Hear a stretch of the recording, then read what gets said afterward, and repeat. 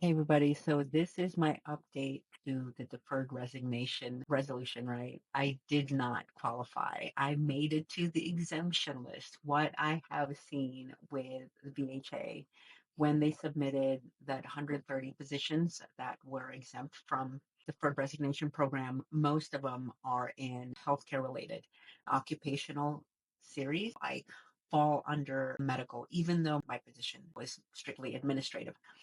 I have friends and that were in the analyst role or OIT. They're not on that list. It's one of those things I already saw coming after 2020 when the mandate for vaccination came out. Even though I thought that working for the federal government would be a stable position, that it can shift at any time, that something can be mandated that can endanger my position. I'm not clinical. So, in some ways, that was a blessing. I didn't have to participate and I wasn't going to lose my job if I didn't take the vaccination.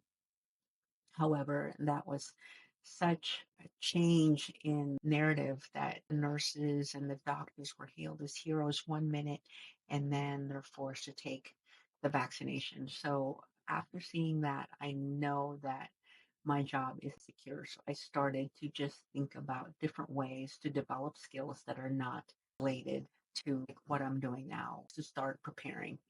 So as far as how I'm feeling about it is frustrating that they just blanketed, sort of exempted some without really looking at what they do and that are really contributing to being more efficient.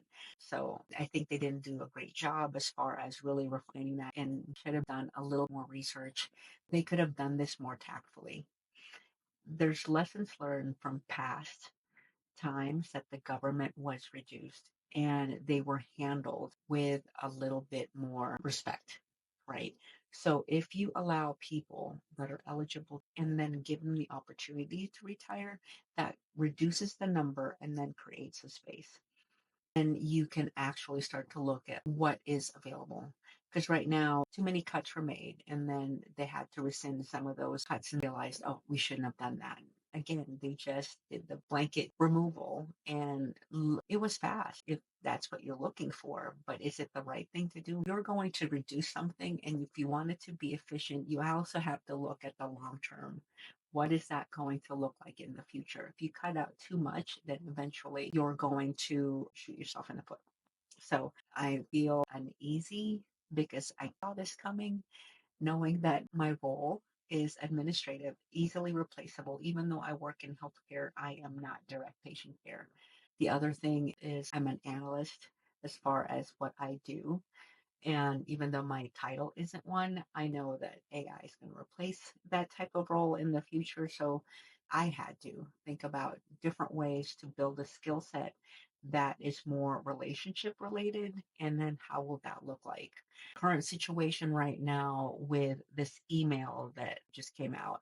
I know people that I used to work with at the facility are panicking. Why do they want to know what I did last week? That was something that we were already doing as a remote worker with my current role. What does my workload look like? What did I accomplish? It was also something that I did anyways for my performance appraisal. However, if people are feeling some sort of way, maybe it was how it was delivered. Right now, what I'm hearing is everybody's just waiting to hear from the agency how they want to proceed. It is the agency's responsibility. That's basically a chain of command. I know the supervisors and SESs, they're supposed to be back for return to office order, right? And then the next thing that's going to roll out are the people that are telework. They're going to return to the office. Those are the bargaining and non-bargaining unit. When I was hired virtually, I work for a network that is in another state. They didn't account for me to come back to at the facility. I'm going to take care of my facility that work for me. Whenever they need to come back for telework, I'm going to create space for them because they work for me. The next thing is the network. Which network do I belong to? Do they have people that are in remote positions that need space? Well, there's people like myself. I report to another network. I happen to live in a different area. The only location would be basically my old job. Will they have a place for me? Probably not, because they didn't account for me. I don't belong in their network. I don't belong in their facility. And when I was hired, it was strictly from a virtual perspective. So nobody accounted for me. So in that reality, I have to prepare. All right. And that's what I'm urging people to do. Just be realistic about what are your options. So this is what I'm doing to prepare. Download your SF50 and not just the most recent ones. You can actually submit a request to download your entire file. It takes a couple days. So I would suggest you go into EOPF and download it. It is password protected. They provide you how to unlock it. It'll be a PDF format. It's going to be fairly large. So make sure you're able to get a copy, maybe email it. Hopefully, the other thing I'm doing is starting to look at my retirement there in the VA. You can log into this GRB platform and you can look at your total compensation plan. What is available to you when you retire? Can you defer retirement? And what will that look like? So start thinking about the possibility of if you're eligible for early retirement, what would that cost? And then is that something that's going to cover your current expenses? And if you're not eligible, what will that look like if you defer your retirement? The next thing is contact HR. Start having that conversation of what that would look like if a RIF does happen, if you are laid off. Can you defer your retirement and then, or what would it look like to come back? So those different things, different scenarios. And I'm auditing my skill set. What can I do that is unique, but it's also not replaceable by software, by AI? Because I want to make sure that I develop a skill set that's going to last over time, that's going to contribute and provide value to a company that is not easily replaceable in the future. Right now, AI, and I have used it, it is amazing, but I also see the writing on the wall. It is learning faster. And if you can write the prompts, you can even ask it, how do you want me to prompt you to get these results? And it'll actually tell you. So I need to be able to build a different skill set that builds relationships, people to people, because people are going to trust another person versus the software versus AI and go all in. And then also look at different ways you can just grow yourself.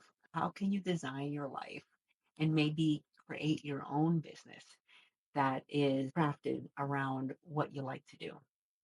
And in this way, you're not just relying on one income. You can create your own income.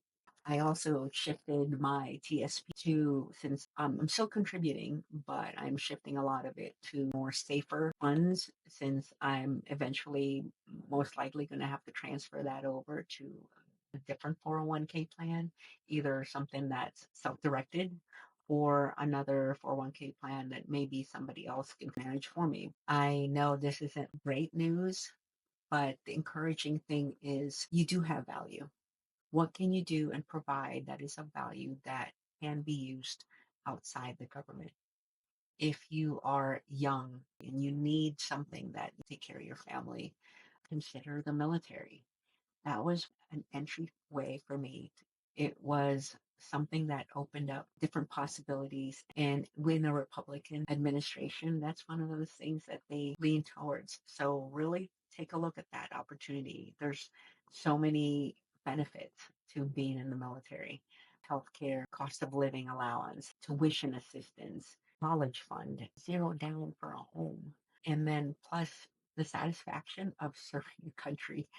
I didn't really appreciate it as much when I was in, but now that I look back and I see my future bonus kids joining, it fills me with pride. And when I'm serving other veterans at the VA and I talk to them, there's that camaraderie that is so unique. And I hope that if that resonates with you and that's something that you decide to do, I would say go for it. It changes you to somebody else that is capable of more. Anyways, I hope that helps. I'm going to continue to share my journey. I don't know what tomorrow will bring. But I'm just going to trust the process that I know God is in control. And everything happens according to his purpose and his timing. So I hope that was super helpful. If it was, click subscribe, and I'm going to continue to share my journey. We're all in this together, right? Have a great day. Thank you.